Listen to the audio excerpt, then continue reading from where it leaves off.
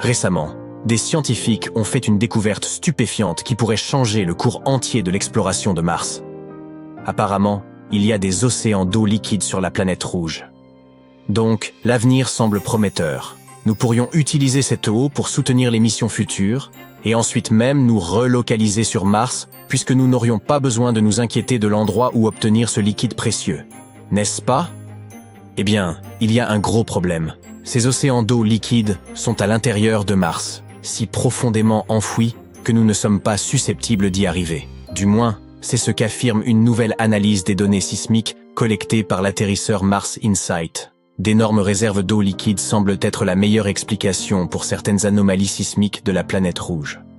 Ainsi, toute cette eau précieuse est hors de notre portée. Mais nous devons la trouver pour résoudre le puzzle de l'histoire aquatique de notre voisin rougissant et poussiéreux.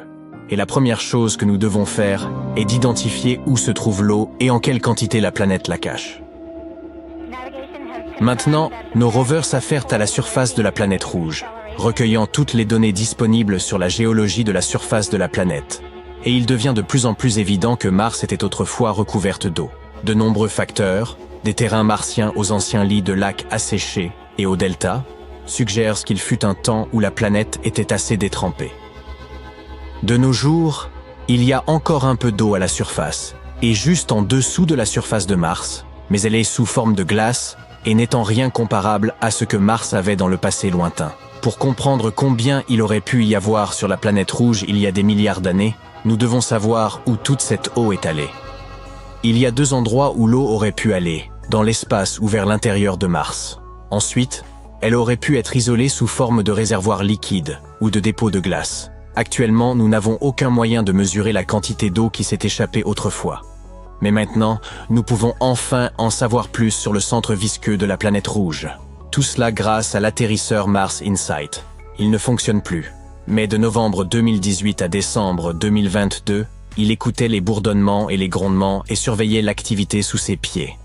Le fait est que les ondes acoustiques, générées par l'activité sismique en profondeur à l'intérieur de la planète, peuvent changer en fonction de la composition et de la densité du matériau à travers lequel ces ondes se déplacent. Et les scientifiques peuvent obtenir beaucoup d'informations en analysant le comportement des ondes sismiques. Dans ce cas, ils ont utilisé un modèle similaire à ceux utilisés pour cartographier les gisements de pétrole souterrains et les aquifères sur notre planète. Puis, avec l'aide de ce modèle, ils ont analysé les données recueillies par InSight sur Mars. Ils ont découvert que la meilleure explication pourrait être qu'il y avait une couche de roches fracturées dont les fissures étaient remplies d'eau profondément sous la surface de la planète rouge. Cette couche pourrait se trouver à une profondeur de 11 à 19 km. C'est pourquoi il serait extrêmement difficile pour les futures missions d'y accéder. Et pourtant, la nouvelle découverte pourrait nous aider à comprendre le cycle de l'eau martien. Confirmer l'existence d'un grand réservoir d'eau liquide peut nous donner un aperçu de ce que le climat sur Mars était autrefois, ou de ce qu'il pourrait être un jour. Et si Mars avait eu beaucoup d'eau autrefois, elle aurait pu être habitable dans un passé lointain et pourrait le redevenir à l'avenir. L'eau est cruciale pour la vie telle que nous la connaissons. Ainsi, les réservoirs d'eau souterrains sur la planète rouge pourraient déjà être habitables. Peut-être qu'en ce moment même, de minuscules micro-organismes ou même des créatures tentaculaires vivent leur vie dans le confort de leur demeure souterraine. Sur Terre, des mines ultra profondes abritent de la vie. Et le fond de l'océan, avec ses pressions immenses et incroyables, n'est pas non plus dépourvu de vie. Jusqu'à présent, nous n'avons trouvé aucune preuve de vie sur Mars. Mais pour l'instant, il semble que cet endroit ait le potentiel de soutenir la vie. Les données d'InSight ont montré qu'il n'y a probablement pas beaucoup de glace d'eau dans la croûte supérieure de la planète, du moins dans la région autour de l'atterrisseur. Mais s'il s'avère qu'il y a une couche riche en eau plus profondément sous la surface et s'étendant autour de tout le globe de la planète, alors il y aurait suffisamment d'eau pour remplir les lits des anciens océans et même plus. Mars n'est pas le seul endroit en dehors de la Terre où il y a de l'eau ou où nous pourrions un jour trouver de l'eau. Prenons par exemple la bonne vieille Lune. Sur le satellite naturel de la Terre, on peut trouver de l'eau partout à la surface. Mais ce n'est pas l'eau que vous imaginez peut-être. Sur la Lune, l'eau reste principalement sous forme de glace, et elle est répartie de manière inégale. Par exemple, les pôles de la Lune sont des régions qui ne reçoivent jamais la lumière du Soleil. C'est pourquoi elles sont extrêmement froides. Donc, il n'est pas étonnant qu'il y ait beaucoup de glace là-bas. La glace dans ces zones est également souvent mélangée avec le sol lunaire et se cache profondément sous la surface. Ensuite, il y a Encelade, la 6e plus grande lune de Saturne. En réalité, elle n'est pas si grande, seulement 505 km de diamètre. En d'autres termes, cette lune est suffisamment petite pour tenir à l'intérieur de l'Arizona. Oh, nous devrions essayer cela. Fait intéressant. Lorsque la sonde spatiale Cassini est arrivée pour la première fois à Saturne, les chercheurs s'attendaient à ce qu'Encelade soit une boule de glace gelée. Mais ce qu'ils ont vu, ce sont des panaches de particules de glace et de vapeur d'eau jaillissant de geysers à la surface de la Lune. Il était clair qu'il y avait un océan massif entre le noyau rocheux de la Lune et sa coquille de glace. Ensuite, il y a la Lune de Jupiter, Europe. Les scientifiques pensent que ce monde est l'un des endroits les plus prometteurs du système solaire en ce qui concerne la recherche de nouvelles formes de vie. Cela s'explique par le fait qu'Europe possède un immense océan d'eau salée d'une profondeur allant de 64 à 161 km. Et même s'il se trouve sous une couche de glace qui serait probablement épaisse de 16 à 32 km, il est encore potentiellement habitable. Les astronomes croient que des panaches d'eau pourraient jaillir des fissures de la coque de glace et libérer le contenu de l'océan de la Lune dans l'espace. La température, la pression et la chimie sont très différentes sur Europe. Et les astronomes ne savent pas encore comment la glace se comporte là-bas. C'est la principale raison pour laquelle ils n'ont pas encore déterminé à quelle profondeur ou quelle taille sont les réservoirs d'eau sur Europe et combien de temps ils ont besoin pour se recongeler. Mais parmi tous les endroits où nous pourrions trouver de l'eau dans l'univers, le plus bizarre est probablement l'espace ouvert. En 2011, 2 équipes d'astronomes ont découvert un nuage d'eau flottant librement parmi les étoiles. C'était le plus grand et le plus éloigné réservoir d'eau jamais détecté. Donc, ce nuage massif de vapeur d'eau entoure un trou noir, mais pas n'importe quel trou noir. C'est un quasar situé à 12 milliards d'années-lumière de la Terre. Les conditions autour de ce quasar doivent être vraiment spéciales pour créer une telle quantité d'eau. Ce nuage contient 140 000 milliards de fois le volume de toute l'eau de la Terre. Cela suffit à donner à chaque personne sur la planète l'équivalent de l'eau de toute une planète, 20 000 fois. Ça semble fou, non? Mais il y a quelque chose d'encore plus incroyable. Les astronomes pensent que ce nuage d'eau s'est formé seulement 1,6 milliard d'années après la création de l'univers lui-même. Cette découverte est encore un autre signe que l'eau a existé partout dans l'univers, même à ses débuts. Mais voici le point culminant. Jusqu'à cette découverte, les scientifiques n'avaient jamais détecté de vapeur d'eau aussi loin dans le temps. Bien sûr, il y a de l'eau dans notre galaxie, la Voie lactée, mais la plupart est gelée dans la glace. Cette découverte repousse vraiment les limites de ce que nous savons sur l'eau dans l'univers. Il y a des tonnes de choses étranges sur Mars. Des cuillères, des nouilles, des portes et même des visages. Sont-ils vraiment juste des cailloux? Et par ailleurs, ce n'est pas la seule planète de notre système solaire qui soit remplie de choses mystérieuses. Découvrons-les ensemble. Récemment, on a découvert une chose étrange sur Mars qui s'apparente à un objet lisse, semblable à une cuillère. Il s'est attiré pas mal d'attention après avoir été repéré par le rover Curiosity de la NASA. La roche, avec son manche et sa tête arrondie, semble flotter sur la photo. Les internautes demeurent perplexes quant à ce que cela pourrait bien être. Certains plaisantent en avançant qu'il s'agirait d'une quille de bowling martienne, ou même d'un chausse-pied laissé par une civilisation extraterrestre. Mais Andrew Good, le porte-parole de la NASA, dit que ce n'est rien de si excitant. Il semblerait que ce ne soit qu'un rocher façonné par le vent au cours d'une longue période.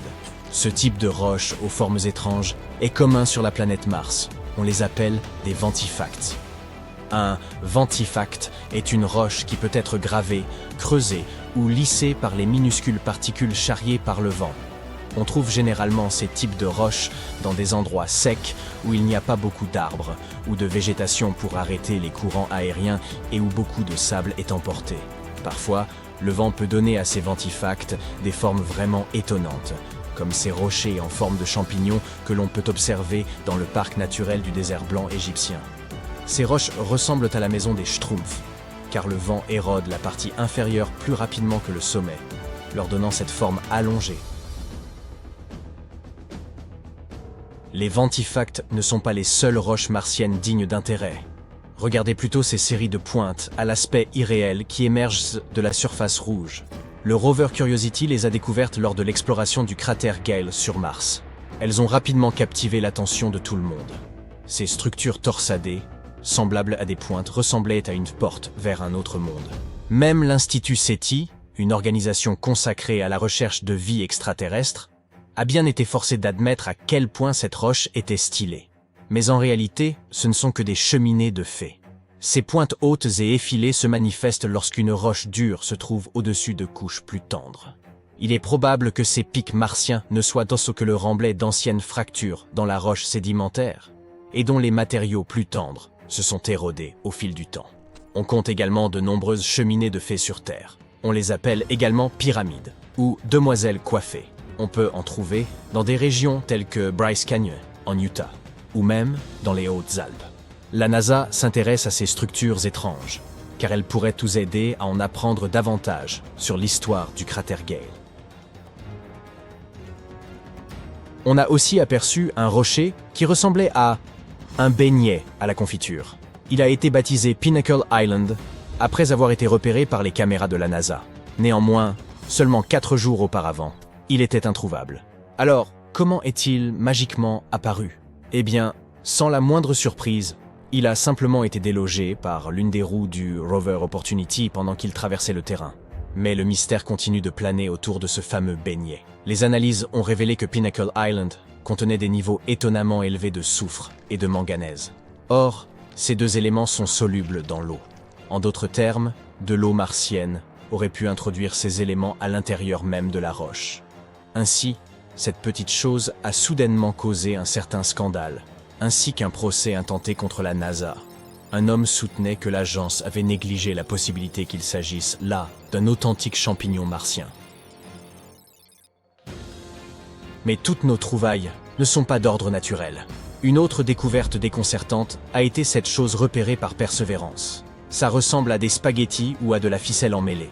À l'inverse du beignet mentionné plus tôt, cet objet mystérieux est apparu dans une image saisie par la caméra du rover, puis a disparu dans le sol sablonneux en seulement quelques jours. Il semblerait qu'il puisse d'agir des débris du système d'atterrissage du rover martien. Perseverance a atterri dans le cratère G0 en février 2021. Il a connu un atterrissage difficile et a accidentellement dispersé des débris tout autour de lui. Certains de ces débris apparaissent dans les images du rover depuis un certain temps maintenant. L'objet qui ressemble à un fil n'est probablement qu'un morceau de dacron déchiqueté, qui est un type de fibre utilisé dans les couvertures thermiques.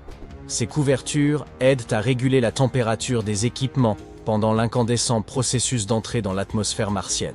Il a probablement subi une déchirure et des dommages significatifs en raison des forces à l'œuvre pendant l'atterrissage. Les couvertures thermiques se perdaient pas mal de choses à l'époque, comme ce morceau de feuille brillante repéré en juin par exemple. L'astromobile l'a retrouvé sur un rocher. Ce qui est remarquable, c'est la distance que certains de ces débris ont parcouru. Le rover a atterri à environ 2 km de l'endroit qu'il explore actuellement, et c'est probablement parce que le crash a projeté les débris dans les airs, et que les vents martiens les ont emportés sur une telle distance. Mars est connu pour ses vents violents, qui peuvent déplacer les objets les plus légers. Toutefois, s'il est amusant de les découvrir à l'écran, des inquiétudes persistent au sujet des débris et autres déchets abandonnés sur Mars. Nous n'avons même pas réglé ce problème sur Terre, et nous sommes déjà en train de le reproduire sur Mars.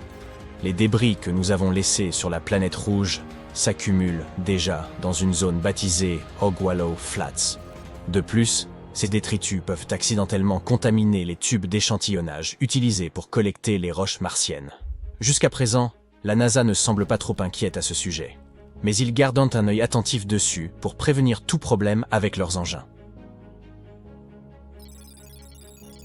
Maintenant, que diriez-vous d'examiner non pas des choses, mais des animaux? Le rover Curiosity a causé le plus grand émoi lorsqu'il a photographié une chose qui ressemblait à un rat martien. Certains ont commencé à spéculer qu'il pourrait s'agir d'une trace de vie extraterrestre, ou même que ce rongeur ait été apporté par Curiosity. Mais le rat de Mars, une fois de plus, s'est avéré n'être qu'un étrange caillou. Il ne devait son aspect qu'à des processus naturels, comme l'érosion éolienne et l'abrasion mécanique. Nous avons également découvert plusieurs choses qui nous rappellent des asticots. Curiosity a pris cette photo d'une formation ressemblant à des vers qui se tortillent à travers le paysage martien. En dépit de sa petite taille, cette formation se distingue par sa forme unique et sa texture rugueuse. Elle est probablement faite d'un matériau durable, résistant à l'érosion constante de la planète. Et enfin, notre découverte la plus mystérieuse est le visage de Mars. Cydonia Mensae est une région de Mars qui a captivé à la fois l'intérêt scientifique et celui du public. Elle se trouve dans l'hémisphère nord de Mars et se situe entre des régions constellées de cratères au sud et des plaines relativement lisses au nord. Il existe une théorie selon laquelle les plaines du nord auraient pu être autrefois des fonds marins. Peut-être Cydonia était-elle autrefois une zone côtière? Cet endroit déborde de caractéristiques aussi intéressantes que magnifiques et qui nous apprennent beaucoup de choses sur l'histoire de la planète rouge. Mais sa particularité la plus intéressante reste le visage martien. Cette chose a suscité la plus grande attention depuis qu'elle a été repérée par l'orbiteur Viking 1 en 1976. Certains croyaient que c'était la trace d'une civilisation martienne depuis longtemps disparue. Au début, la NASA l'a rejeté comme n'étant qu'un jeu d'ombres et de lumière. Mais après quelques analyses, il s'est avéré que c'était, encore un rocher. Nous avons également vu un visage d'ours, capturé par la caméra High Resolution Imaging Science Experiment. Dans cette image, on peut observer une faille suivant un motif circulaire, et qui ressemble à la tête d'un ours, avec deux petits cratères formant les yeux et une aspérité en forme de V qui en compose la truffe. Cette tête s'est probablement formée parce que quelque chose de lourd s'est retrouvé sur un ancien trou dans le sol. Celui-ci était rempli soit de lave, soit de boue. Le relief ressemblant à un nez est, quant à lui, censé provenir d'une éruption. Mais pourquoi continuons-nous de voir ces choses étranges sur Mars?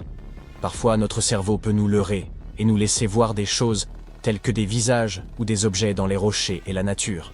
Mais tout cela n'est qu'une illusion, appelée pareidolie. La pareidolie est un phénomène psychologique qui nous laisse voir des motifs ou des formes familières, surtout des visages, là où il n'en existe aucun. Cela se produit parce que lorsque le cerveau est confronté à quelque chose qu'il ne reconnaît pas ou ne comprend pas immédiatement, il essaie de se rappeler des choses qui y ressemblent le plus.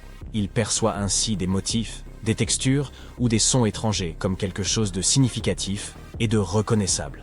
C'est pourquoi une chaise avec des vêtements dessus peut ressembler à une figure d'épouvante pendant la nuit. Cela vous fait également voir des visages ou des formes dans les nuages, ou déceler des sons reconnaissables et même des mots dans un bruit incongru. C'est une preuve fascinante de la complexité de notre perception. Mais nous devrions également nous prémunir contre cela, et ne pas trop laisser courir notre imagination.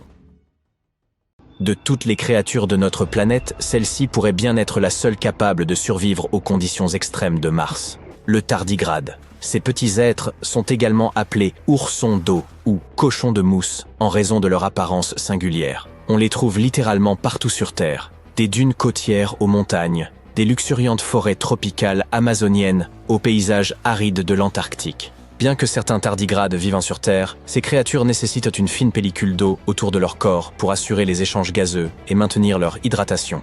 C'est pourquoi ils préfèrent les sols humides, les mousses ou les feuillages couverts d'eau. En tant qu'animaux aquatiques, ils privilégient généralement des milieux d'eau douce comme les lacs, rivières et étangs. Vous n'avez probablement jamais rencontré ces incroyables animaux auparavant, car ils ne mesurent qu'à peine un demi-millimètre de long, ils sont à peine visibles à l'œil nu. Mais étant pratiquement immortels, ils ont également développé des techniques de survie exceptionnelles. Si nous les embarquions dans un petit vaisseau spatial pour les envoyer sur Mars, ils seraient d'abord quelque peu contrariés par la température. Certes, ils peuvent survivre dans une fourchette thermique extrêmement large, allant de moins 272 degrés Celsius à 150 degrés Celsius. Pourtant, Mars a beau paraître ardente en photo, mais en réalité, elle est bien plus froide que la Terre. En effet, les températures y sont extrêmement basses, car Mars est plus éloigné du Soleil et possède une fine atmosphère, ce qui fait qu'elles peuvent descendre jusqu'à moins 129 et grimper jusqu'à 21 degrés Celsius.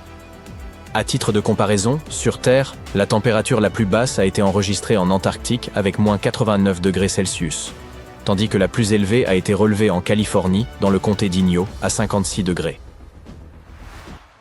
Les tardigrades sont aussi très résistants aux pressions élevées. Ils peuvent supporter une pression 6 fois supérieure à celle trouvée au fond de l'océan. En effet, pour chaque 10 mètres parcourus sous la surface, la pression double. Ainsi, à une profondeur de 3800 mètres, la pression est 383 fois plus forte qu'à la surface. Dans les zones les plus profondes de l'océan, elle peut même atteindre 1100 fois celle de la surface. La pression sur la planète rouge est environ 6 fois supérieure à celle des abysses océaniques. Cela ne faciliterait guère l'adaptation de ces petites créatures. Elles devraient évoluer au cours des prochaines générations pour devenir encore plus résistantes et pouvoir ainsi survivre aux conditions de la planète Mars. La nourriture serait également un problème majeur pour eux. Certains tardigrades se nourrissent principalement de plantes comme la mousse, les algues ou certaines plantes à fleurs, accompagnées de quelques bactéries. D'autres sont carnassiers et consomment de plus petits tardigrades ou d'autres organismes microscopiques. Or, ils ne trouveraient rien de tel sur Mars. Il faudrait donc équiper leurs petits vaisseaux spatiaux de réserves alimentaires suffisantes qu'ils pourraient aspirer au moyen de leur bouche tubulaire. Un autre défi de taille serait l'eau. La planète rouge est aujourd'hui un désert sec et poussiéreux, bien que les rives et deltas asséchés témoignent d'un passé où l'eau coulait à sa surface. On a longtemps cherché à comprendre où cette eau a bien pu disparaître, mais il est probable qu'une grande partie de cette eau ancienne se soit retrouvée piégée dans les minéraux de la croûte martienne. Des études antérieures suggéraient que la majeure partie de cette eau s'était échappée dans l'espace lorsque le rayonnement solaire avait désintégré l'atmosphère de Mars. Toutefois, des recherches plus récentes ont montré que seule une petite quantité d'eau s'était échappée, tandis que l'essentiel était encore présent, dissimulé et attendant d'être découvert. Il y a quelques années, des chercheurs ont découvert des traces de minéraux hydratés sur les pentes de Mars, où ils ont observé d'étranges traînées sombres qui semblaient s'écouler en contrebas. Ce phénomène se produit principalement pendant les saisons chaudes et disparaît lorsque les températures chutent. Ces écoulements saisonniers sur Mars, également appelés écoulements sombres équatoriaux ou RSL, pourraient être la preuve de la présence d'eau liquide sur Mars. Les scientifiques ont trouvé certains minéraux qui renforcent cette hypothèse. Ils peuvent abaisser le point de congélation de l'eau, un peu comme le sel sur les routes glacées. C'est pourquoi ils pensent qu'un flux souterrain peu profond d'eau saumâtre pourrait être responsable de ces traînées. Les tardigrades, vraisemblablement dotés d'instincts exceptionnels, pourraient détecter la présence d'eau sur Mars bien avant nous. Et même s'ils n'y parvenaient pas immédiatement, ils disposeraient de stratégies pour survivre pendant un moment. Par exemple, lorsqu'ils perdent 99% de leur contenu en eau, ils peuvent mettre en pause la plupart de leurs fonctions vitales et demeurer dans cet état pendant plusieurs années. Ces créatures peuvent absorber des impacts extrêmement puissants qui écraseraient d'autres animaux, y compris les humains. Ils résistent également à des niveaux de radiation si élevés qu'ils seraient fatals à quiconque. Si un jour nous envoyons des tardigrades sur Mars, ce ne sera pas leur première aventure spatiale. En 2019, une sonde baptisée Bereshit a été envoyée sur la Lune, emportant des milliers de tardigrades, la première bibliothèque lunaire, des échantillons d'ADN humain et une archive de la taille d'un DVD contenant 30 millions de pages d'informations. L'objectif était de créer une archive de toutes les connaissances accumulées par l'humanité. Mais quelques secondes avant l'alunissage, le centre de contrôle de la mission a perdu le contact avec son vaisseau, qui s'est écrasé sur la surface lunaire. L'équipe s'est interrogée sur le sort de sa cargaison. Après de nombreux débats et analyses, on a supposé que la bibliothèque avait subsisté. Et plus incroyable encore, que les tardigrades avaient peut-être également survécu. Dans cet état de déshydratation, une sorte de dormance, les tardigrades se recroquevillent en petites boules. Ils réduisent leur métabolisme et expulsent la majeure partie de l'eau de leur corps, attendant un environnement plus favorable pour redevenir actifs. Ces créatures peuvent rester ainsi pendant des décennies et survivre à des conditions extrêmement rudes. Et ce n'était pas la première aventure spatiale des tardigrades. En 2007, une équipe de scientifiques avait envoyé un groupe de ces petits oursons d'eau en orbite autour de la Terre, à l'extérieur de la fusée Photon M3, pendant une dizaine de jours. Ils ont montré une remarquable résilience, étant donné que 68% d'entre eux ont survécu au retour sur Terre. Les scientifiques ne misent pas uniquement sur les tardigrades. Ils testent également d'autres formes de vie susceptibles de survivre sur Mars. Une expérience nommée Biomex a été conduite sur la Station spatiale internationale. De minuscules organismes, tels que des algues, des bactéries et autres créatures similaires, ont été exposés continuellement à des conditions spatiales extrêmes pendant 18 mois. Cela incluait d'énormes variations de température, des radiations intenses et le vide spatial. De manière étonnante, de nombreuses petites formes de vie ont survécu à ces conditions et sont revenues sur Terre comme de véritables héros de l'espace. Elles pourraient donc probablement faire face aux défis de la vie martienne. Les scientifiques ont également étudié les archées, d'anciens micro-organismes présents dans l'eau de mer Salée depuis plus de 3,5 milliards d'années. Certains de leurs cousins arctiques ont survécu à des conditions similaires à celles de l'espace. Mais la vie sur Mars n'a peut-être rien de nouveau en soi. Il y a des milliards d'années, la planète rouge ressemblait probablement à la Terre, avec la présence d'eau, un ingrédient essentiel à la vie. Les scientifiques pensent que de petits organismes appelés méthanogènes auraient pu prospérer là-bas. Ces organismes se cachaient sous la surface pour se protéger des radiations sévères. Ils respiraient de l'hydrogène et du dioxyde de carbone, expirant du méthane. En consommant l'hydrogène, un puissant gaz à effet de serre à l'époque, ils auraient pu excessivement refroidir la planète. Il est donc possible que ces microbes anciens soient encore prisonniers de la glace, profondément enfouis sous la surface. Ils pourraient être plongés dans un profond sommeil, attendant des conditions plus favorables pour se réveiller, ou peut-être de nouveaux amis venus de la Terre. Ah, quelle belle famille cosmique. Voici Mars. Je parie que tu l'as déjà rencontré. Ces deux petits bonshommes sont Phobos et Deimos, les petites lunes de Mars. Mais il semble que Mars ne les traite pas comme il se doit. On pense que Phobos et Deimos sont des astéroïdes capturés. Toutefois, en raison de la gravité, Phobos se rapproche progressivement de Mars et l'on prévoit qu'il finira par être détruit par la gravité de la planète dans les 35 millions d'années à venir. Je ne serai plus là à cette période. J'imagine donc qu'il en résultera un anneau de débris autour de Mars, semblable aux anneaux de Saturne. Cependant, ce processus est un phénomène naturel et non pas un acte destructif de la part de Mars. Apparemment, Phobos est en train de se faire détruire par les forces gravitationnelles folles de la planète rouge. Mais ce n'est pas tout. La surface de Phobos est parcourue de sillons parallèles bizarres. On pensait que ces sillons étaient dus à la chute d'un astéroïde. Mais les scientifiques pensent aujourd'hui qu'ils résultent en fait de l'intense gravité de Mars, qui tire la Lune vers le bas. Voilà ce qu'on appelle un voyage mouvementé. Les scientifiques ont l'idée saugrenue que lorsqu'une petite lune, comme Phobos, se rapproche trop d'une grande, comme Mars, elle commence à s'étirer vers cette dernière. C'est ce qu'ils appellent la force de marée. On prévoit que Phobos s'étire tellement qu'il se désagrège. C'est fou, non? Et les débris de la Lune formeront un petit anneau autour de Mars, tout comme les anneaux de Saturne.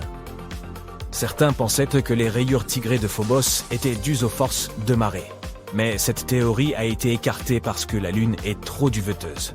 Mais aujourd'hui, ces chercheurs de génie ont effectué des simulations informatiques et ont découvert qu'il y a probablement une coquille dure sous tout ce duvet qui pourrait créer des sillons à la surface. Mais ne t'inquiète pas, au rythme où va Phobos, il s'écrasera sur Mars dans environ 40 millions d'années. Mais si les forces de marée le déchirent déjà, il pourrait ne pas durer aussi longtemps. Cependant, nous aurons encore l'occasion d'en apprendre davantage sur Phobos. La NASA vient de sélectionner 10 chercheurs de renom, originaires de tous les États-Unis, pour faire partie de l'équipe de travail scientifique de la mission MMX, Martian Moons Exploration de la JAXA, l'agence d'exploration aérospatiale japonaise. En tant que scientifiques participants soutenus par la NASA, ils aideront la JAXA à explorer les deux lunes martiennes, Phobos et Deimos. Ils prévoient même d'atterrir sur Phobos et de prélever un échantillon de sa surface. Le lancement de la mission est prévu pour 2024 et nous mettrons la main sur cet échantillon en 2029. 7 des heureux chercheurs utiliseront les instruments de volume MMX pour mener leurs recherches. Phobos est une véritable bizarrerie. Il ne mesure que 27 km de large et orbite autour de Mars à une distance de 6000 km. Pour être plus précis, c'est bien plus près que la Lune de la Terre, qui met 27 jours à tourner autour de nous. Mais Phobos est dans une spirale de mort vers Mars et tombe lentement vers la surface de la planète à une vitesse de 6 pieds tous les 100 ans. Mais il doit y avoir une raison pour que Mars agisse aussi méchamment, non? Et si c'était par simple vengeance? D'accord, imagine un peu. Mars s'occupe de ses affaires. Elle est chaude et humide comme une jeune Terre. Elle dispose d'un champ magnétique qui la protège des radiations cosmiques et maintient une atmosphère agréable et épaisse. La vie est belle. Mais voilà qu'au moins 20 astéroïdes, chacun de la taille d'un petit pays, viennent s'écraser sur Mars comme dans une gigantesque partie de whack-a-mole cosmique. L'un d'entre eux laisse même un cratère de près de 2000 miles de large. Imagine maintenant ce que doit ressentir Mars en ayant 2 astéroïdes pour Lune, et sachant ce que d'autres astéroïdes ont fait à la planète rouge. Tous ces impacts sont comme un coup de poing massif dans les entrailles de Mars, et son champ magnétique, déjà faible, est frappé de plein fouet. Le noyau surchauffe et ne peut plus circuler correctement, ce qui signifie qu'il n'y a plus de champ magnétique pour protéger la planète. C'est comme si tu ne portais rien à une profondeur équivalente à celle de la fosse des Mariannes. Si c'était possible, tu serais sans défense. Et frigorifié, c'est en gros CE qui est arrivé à Mars. La pauvre planète se retrouve donc dans le froid, sans protection contre tous ces méchants rayons cosmiques. C'est comme sortir sans crème solaire, ce n'est pas une bonne idée. Mais au moins, nous pouvons apprendre des erreurs de Mars et faire en sorte que la Terre ne subisse pas le même sort. Peut-être devrions-nous commencer à investir dans une assurance contre les astéroïdes. Mais croyez-moi, la planète rouge n'est pas du tout méchante. En fait, elle est plutôt amicale. Alors que Mars semble être assez dur envers Phobos, il y a une chose qui pourrait prospérer avec son aide. Une équipe de scientifiques a trouvé le moyen de faire pousser du riz sur Mars. Oui, tu as bien entendu. Ils ont utilisé le MMS. Pas le moyen dépassé d'envoyer des photos, mais un sol spécial appelé Morave Mars Simulant. Il est censé imiter le sol martien. Mais voilà le hic. Le sol martien contient des sels de perchlorate qui peuvent être toxiques pour les plantes. L'équipe a donc cultivé 3 types de riz, un normal et 2 modifiés par des mutations génétiques qui les rendent plus aptes à gérer le stress comme la sécheresse ou la salinité. Et devine quoi? Les souches mutantes ont pu s'enraciner dans un sol contenant 1 gramme de perchlorate par kilogramme. Bravo à la Terre martienne. Mais attends un peu. Le riz cultivé dans le MMS n'a pas donné d'aussi bons résultats que celui cultivé dans du terreau ordinaire. L'équipe a donc décidé de mélanger un quart du terreau avec le simulant martien, et voilà. Les plantes ont commencé à mieux se développer. Ces scientifiques ne pensent pas seulement à nourrir les martiens. Ils veulent aussi voir si leurs découvertes peuvent aider à cultiver des plantes dans des endroits de la Terre où la salinité est élevée. Le projet a démarré lorsque 2 chercheurs se sont rencontrés autour d'un café et ont décidé d'essayer de faire pousser des plantes ensemble. C'est bien, non? Mais si l'on veut cultiver du riz sur Mars, il faut faire venir des quantités folles d'eau de la Terre, car il n'est pas facile d'étancher la soif de cette plante.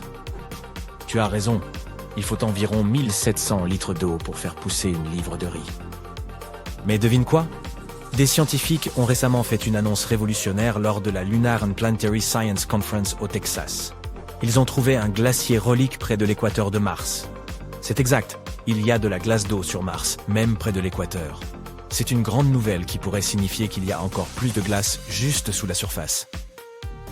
Il ne s'agit pas de n'importe quel glacier, mais d'un glacier relique dont la longueur est estimée à 6 km et la largeur à 4 km. C'est la taille d'une petite ville. Il présente toutes les caractéristiques d'un glacier, y compris les champs de crevasses et les bandes de moraines. Mais attention, il ne s'agit pas de glace, mais d'un dépôt de sel qui s'est formé sur le glacier tout en préservant sa forme.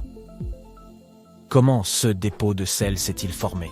Il se trouve que les matériaux volcaniques qui recouvrent la région pourraient y être pour quelque chose. Lorsque ces matériaux entrent en contact avec la glace d'eau, des sels de sulfate peuvent se former et s'accumuler pour former une couche dure et croûteuse. Au fil du temps, l'érosion a éliminé les matériaux volcaniques, exposant les sulfates et révélant les caractéristiques uniques du glacier. Ce glacier est jeune. Il date probablement de la période géologique amazonienne. Cela signifie qu'il y a eu de la glace à la surface de Mars dans un passé récent. Qui sait quels autres secrets glacés Mars cache? Mais attends un peu, il y a encore des recherches à faire. Les scientifiques doivent déterminer s'il y a encore de la glace d'eau préservée sous le dépôt de sel ou si elle a entièrement disparu.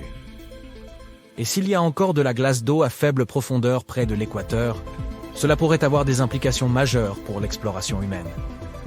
Imagine que tu puisses extraire de l'eau du sol dans un endroit plus chaud. Cela changerait la donne. Voyons donc ce que ces scientifiques découvriront d'autre sur notre voisine rouge préférée. Peut-être qu'un jour, nous pourrons même visiter la statue du glacier de sel en personne. À la prochaine.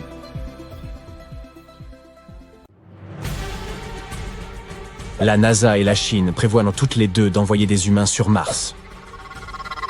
Les 2 agences spatiales s'apprêtent à lancer les premières missions avec équipage d'ici 2033. C'est-à-dire au moment où Mars et la Terre joueront au chat et à la souris. Et ce n'est pas tout. D'autres missions pourraient être lancées en 2035, 2037 et au-delà. L'objectif ultime est de construire un habitat martien pour l'exploration et la recherche future. Alors, comment vont-ils s'y prendre? Essayons de le découvrir. Se rendre sur Mars n'est pas aussi simple que de sauter dans une fusée. La distance entre nos deux planètes peut varier considérablement avec le temps, allant d'environ 573,27040 km à 4,2336 km. Et même avec notre meilleure technologie, il faut 6 à 9 mois pour se rendre sur la planète rouge. Ainsi, un voyage aller-retour vers Mars impliquerait de passer 3 ans loin de la Terre, de subir des radiations supplémentaires et de flotter en microgravité. Mais le Jet Propulsion Laboratory de la NASA a de bonnes nouvelles à t'annoncer. Des scientifiques travaillent sans relâche à concevoir une mission à architecture minimale vers Mars. Ils pensent que 2033 est l'année idéale pour réaliser cette mission. Voici ce qu'il en est. Tous les 15 ans, les planètes rocheuses, Vénus, la Terre et Mars, s'alignent parfaitement pour créer une zone cosmique idéale. La mission tirera le meilleur parti de cet alignement rare et effectuera une manœuvre d'assistance gravitationnelle épique en utilisant Vénus. C'est un peu comme si nous recevions un coup de pouce d'un lance-pierre planétaire. Nous accélérerons notre vaisseau spatial et réduirons ainsi la nécessité de produire notre propre propulsion. Le rapport évoque également des idées très intéressantes, comme l'utilisation de l'énergie nucléaire pour les moteurs des engins spatiaux et l'utilisation des ressources martiennes pour fabriquer des objets. Ces technologies pourraient accélérer les voyages spatiaux, protéger les astronautes des radiations et faciliter la vie dans l'espace. Elles pourraient même nous permettre de créer des ressources et du carburant sur Mars. Voici donc comment se présente le projet. Dans un premier temps, nous lancerons le vaisseau spatial en direction de Mars. Il passera environ 30 jours en orbite haute, explorant et recueillant de précieuses données. Ensuite, il retournera sur Terre, en passant rapidement par Vénus. L'aventure durera donc environ 570 jours, soit 1,6 années. Et une aventure plus courte signifie moins d'exposition aux radiations. Il ne faut pas oublier que cette mission se concentrera sur l'orbite de Mars plutôt que sur le débarquement sur sa surface. Il s'agit simplement de préparer le terrain pour de futures missions d'atterrissage. Tout comme la mission Apollo 8 qui a orbité autour de la Lune avant l'atterrissage historique d'Apollo 11. Atterrir sur Mars en 2033 est peut-être un peu trop ambitieux en raison des contraintes financières, mais qui sait, si tout se passe bien, cela pourrait devenir une réalité. Et maintenant, la partie la plus intéressante. Nous n'avons pas besoin de nouvelles technologies ou de véhicules sophistiqués pour tout cela. Nous utiliserons ceux qui sont déjà en production ou à l'étude dans le cadre du programme Artemis pour la Lune. Détaillons notre véhicule de mission martienne. Un grand puzzle composé de nombreuses pièces. Et devine quoi? Il a été assemblé par une communauté de passionnés de l'espace en 2017. En effet, ce ne sont pas les scientifiques qui ont commencé à le fabriquer. Mais aujourd'hui, il ne s'agit plus d'une simple idée fantastique. La plupart de ces choses sont déjà en train de se concrétiser, étant fabriquées ou planifiées par la NASA. Jetons donc un coup d'œil à ce concept. Tout d'abord, il y a le vaisseau spatial Orion. C'est le vaisseau qui emmènera l'équipage en orbite autour de la Terre et le ramènera sain et sauf à la maison. C'est une sorte de taxi spatial très sophistiqué, et c'est peut-être le taxi le plus performant qui ait jamais existé. Il est équipé de 3 puissants étages de propulsion. Nous utilisons également un carburant spécial qui n'a pas besoin d'être ultra froid comme dans les films. Ensuite, il y a le Earth Departure Stage, l'étape du départ de la Terre. Il s'agit d'une partie importante de la mission.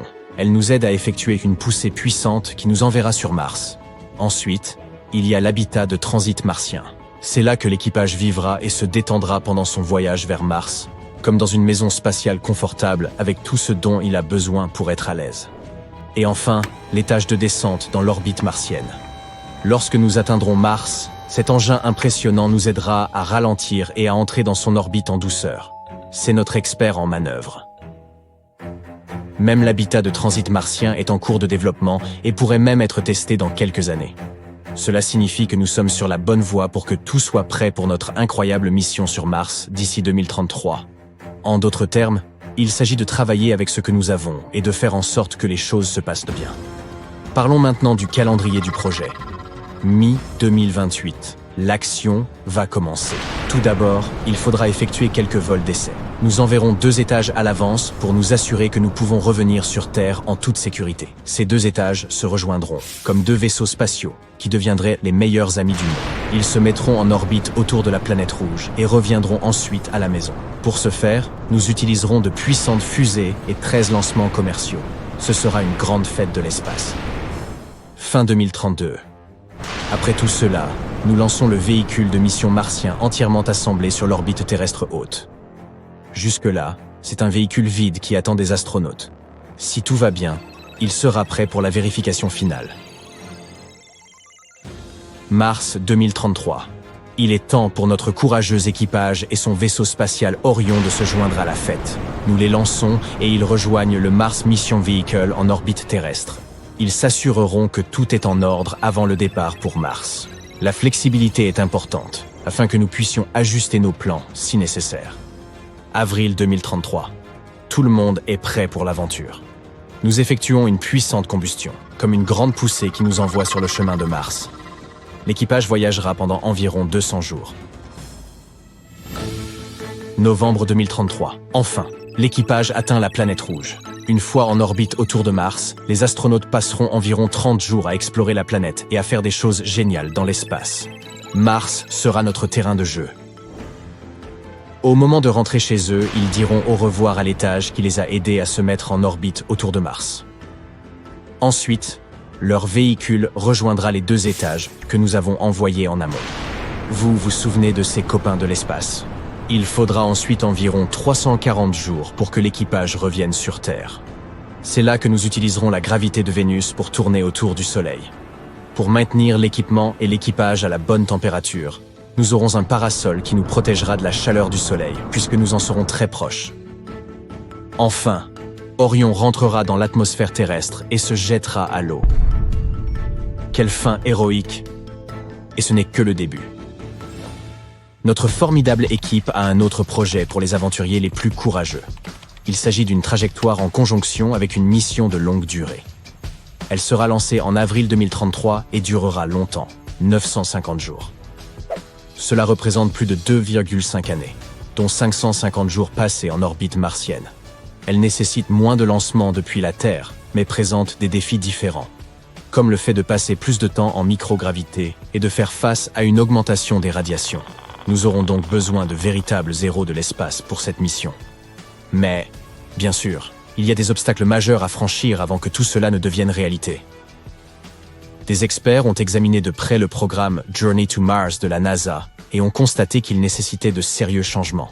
Il existe quelques domaines à haut risque, comme les systèmes de survie pour les missions de longue durée, l'utilisation de l'énergie solaire pour la propulsion, la production d'oxygène sur Mars, etc. Ils s'inquiètent également des délais, du financement et de bien d'autres choses. Ainsi, selon eux, respecter l'échéance de 2033 pourrait être impossible avec les plans et les budgets actuels.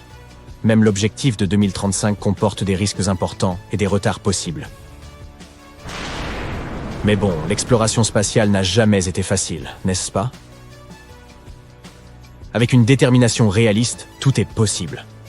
Il est fort probable que l'idée d'envoyer des hommes sur Mars se concrétise avant 2040. La NASA s'efforce de mettre au point le plan et les détails qui permettront d'y parvenir. Ainsi, même s'il reste encore des obstacles à franchir avant que cela ne devienne une réalité, le rêve d'envoyer des humains sur Mars est excitant. C'est une aventure passionnante, pleine de défis, de découvertes et d'esprit d'exploration humaine.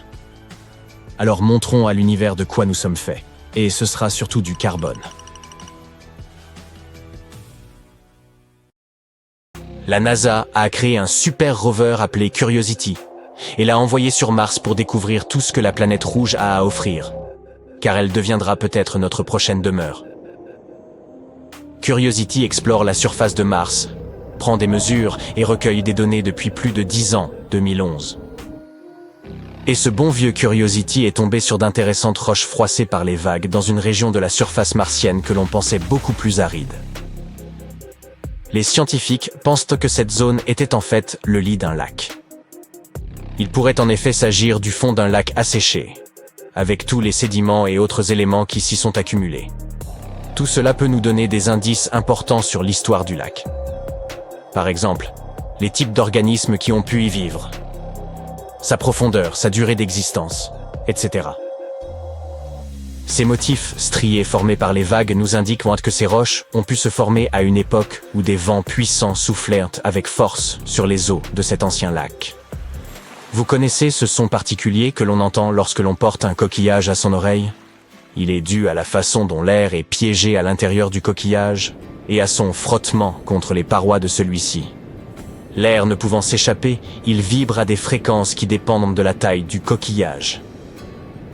Et oui, vous avez l'impression d'entendre le bruit des vagues s'écrasant sur un rivage. Et maintenant, j'imagine Mars, un endroit où l'on peut encore entendre le bruit des vagues battre les rives d'immenses lacs mystérieux, disparus depuis longtemps. Au cours de sa mission, Curiosity a également rencontré un objet métallique qui s'est avéré être une météorite. Cet étrange rocher venu de l'espace est composé de nickel et de fer.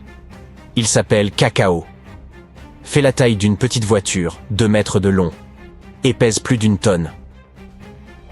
Il s'agit d'une découverte importante, car il est rare de trouver des objets métalliques à la surface de Mars. La plupart des roches sont constituées de basalte ou d'autres matériaux volcaniques. Ce morceau de métal pourrait donc nous en apprendre davantage sur l'histoire de Mars et sur la façon dont la planète s'est formée. De plus, il est tout à fait remarquable. La surface de Mars est rouge à cause des oxydes, tandis que Cacao a un aspect métallique gris foncé. Il est également arrondi et lisse, ce qui signifie bien qu'il a traversé l'atmosphère de Mars. D'autres robots ont exploré Mars. Par exemple, le Mars Reconnaissance Orbiter, ou MRO, de la NASA, a découvert des dunes de sable circulaires. Les dunes de sable sont très répandues sur la planète rouge. Elles se présentent sous différentes formes et tailles, mais ces dunes circulaires-là sont beaucoup plus rares. Elles sont constituées de sable foncé et sont entourées de matériaux plus clairs. Ce qui est intéressant, c'est qu'elles sont disposées selon un schéma spécifique, comme les rayons d'une roue. Cela pourrait être dû à la façon dont les vents soufflent à cet endroit. Mais revenons à notre ami Curiosity. Il a découvert bien d'autres choses intéressantes, comme les niveaux d'oxygène dans l'atmosphère de la planète, par exemple. Les niveaux changent en fonction des saisons. Il y a plus d'oxygène au printemps et en été. On ne sait pas encore pourquoi, mais bien sûr ces niveaux restent insuffisants pour que nous puissions respirer sur Mars. La concentration d'oxygène y est de 0,1%, soit environ 100 fois moins que dans l'atmosphère terrestre. L'atmosphère de Mars est principalement composée de dioxyde de carbone, avec des traces d'autres gaz. Curiosity a également décidé d'analyser l'âge des roches découvertes. Et il semble qu'elles soient beaucoup plus anciennes qu'on ne le pensait. Certaines remontent à plus de 3 milliards d'années. Notre rover a aussi trouvé des molécules organiques dans des échantillons de sol. Ces molécules sont en fait les éléments constitutifs de la vie. Cela ne prouve pas qu'il y ait effectivement de la vie sur Mars. C'est simplement l'un des éléments qui suggère qu'il pourrait y avoir eu une forme de vie il y a très longtemps.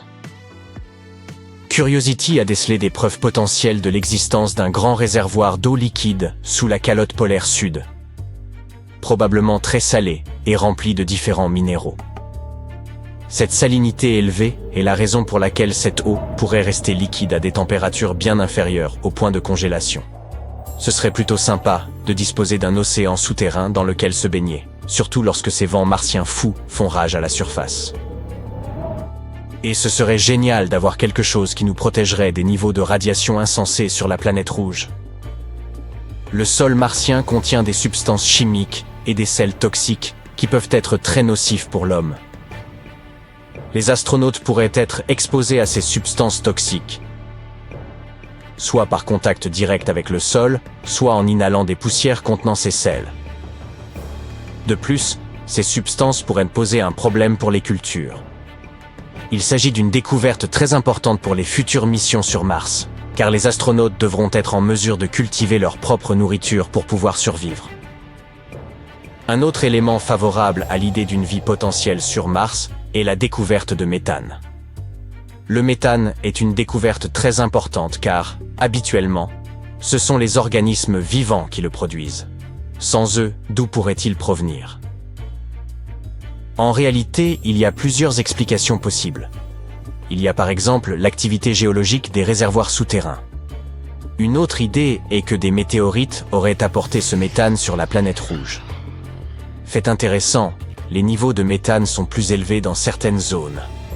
Je ne sais pas ce qu'il en est pour vous, mais j'aime bien la théorie selon laquelle le méthane proviendrait d'organismes vivants.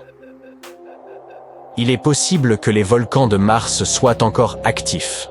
Nous savons qu'il existe de nombreux volcans éteints sur la planète rouge, mais nous n'avons jamais trouvé suffisamment de preuves pour affirmer que certains d'entre eux sont encore vivants. Des scientifiques ont étudié des dépôts volcaniques et ont découvert que certains volcans pourraient être entrés en éruption il y a environ 5000 ans. Auparavant, tout le monde pensait que la dernière éruption s'était produite il y a 3 à 4 milliards d'années. Si l'on pouvait comprimer l'histoire géologique de Mars en une seule journée, cela équivaudrait à une éruption survenue il y a une seconde. Alors, on ne sait jamais. Le magma bouillonne peut-être encore secrètement sous la surface martienne. Les générations futures venues y bâtir des colonies auraient de quoi vraiment s'amuser. Mais Mars est un endroit froid et stérile sur lequel la vie n'est plus possible. Et l'une des principales raisons est la perte de son atmosphère. La planète rouge avait autrefois une atmosphère beaucoup plus épaisse, semblable à celle de la Terre. Ce phénomène s'explique en grande partie par la faiblesse relative de son champ magnétique. Le champ magnétique terrestre protège notre atmosphère du vent solaire, un flux de particules chargées provenant de notre bel astre. Sans un champ magnétique puissant, Mars n'a pas pu se protéger face à cette force dévastatrice qui a fini par emporter la plus grande partie de son atmosphère. Un autre facteur ayant joué un rôle important dans la perte de l'atmosphère de Mars est sa gravité relativement faible. La gravité de Mars étant plus faible que celle de la Terre, les molécules de gaz s'échappent plus facilement dans l'espace. Mars était donc assez proche de notre planète à une certaine époque. Mais avec son atmosphère ténue, elle ne peut pas conserver la chaleur, ce qui la rend très froide et très difficile à explorer pour nous. Mais c'est peut-être une bonne chose que nous n'ayons pas eu l'occasion de visiter la planète rouge à sa belle époque. On dit qu'un immense déluge y aurait eu lieu. Oui, Mars était très probablement plus humide et plus hospitalière qu'elle ne l'est aujourd'hui, avec de belles rivières et de magnifiques lacs, étangs et autres étendues d'eau. Certaines recherches ont également mis en évidence l'existence de grands canaux creusés à la surface de la planète. Ces canaux sont bien plus grands que tous ceux que nous avons pu découvrir par le passé. Ils suggèrent que ce grand déluge s'est produit il y a des milliards d'années. Il a peut-être été causé par différents phénomènes, tels que l'activité volcanique, la fonte des glaces et la libération de dioxyde de carbone par la croûte terrestre. Ce déluge aurait peut-être même créé des étendues d'eau temporaires. Espérons que nous trouverons davantage d'indices de la présence de traces de vie microbienne. Ce serait quand même sympa.